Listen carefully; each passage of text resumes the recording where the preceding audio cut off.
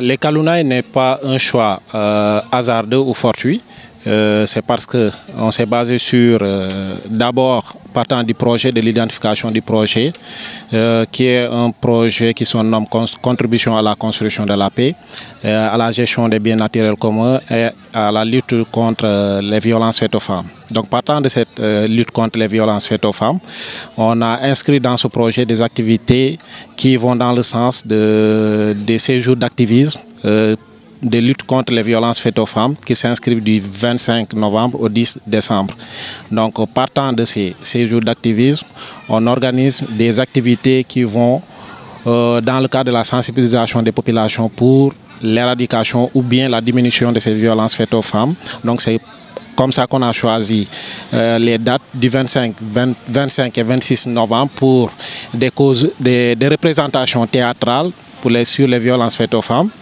Et aujourd'hui, on est le 8 ici à Souda pour une caravane de sensibilisation sur les violences faites aux femmes qui marque vraiment l'ère de ces jours d'activisme de lutte contre les violences faites aux femmes. L'objectif général, c'est de sensibiliser les populations sur les violences faites aux femmes.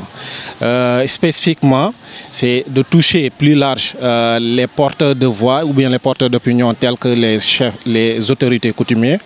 les imams, et les GPF, c'est-à-dire les représentants des femmes des GPF, sur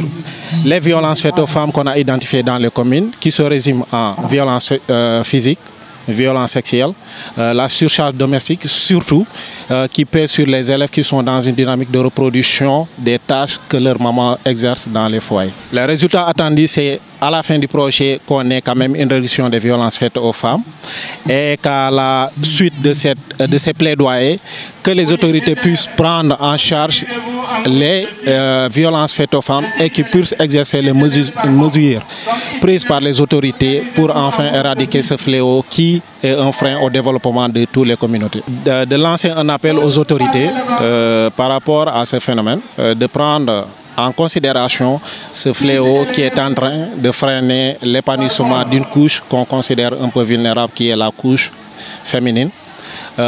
et en particulier les filles qui sont en train de vivre des phénomènes qui freinent leur éducation tels que les grossesses précoces, la surcharge domestique, je reviens encore pour l'énumérer parce que c'est un phénomène qui est en train de prendre l'ampleur et qui en quelque sorte on ne prend pas les mesures ou bien on ne mesure pas les conséquences de ces phénomènes de la surcharge domestique au niveau des familles.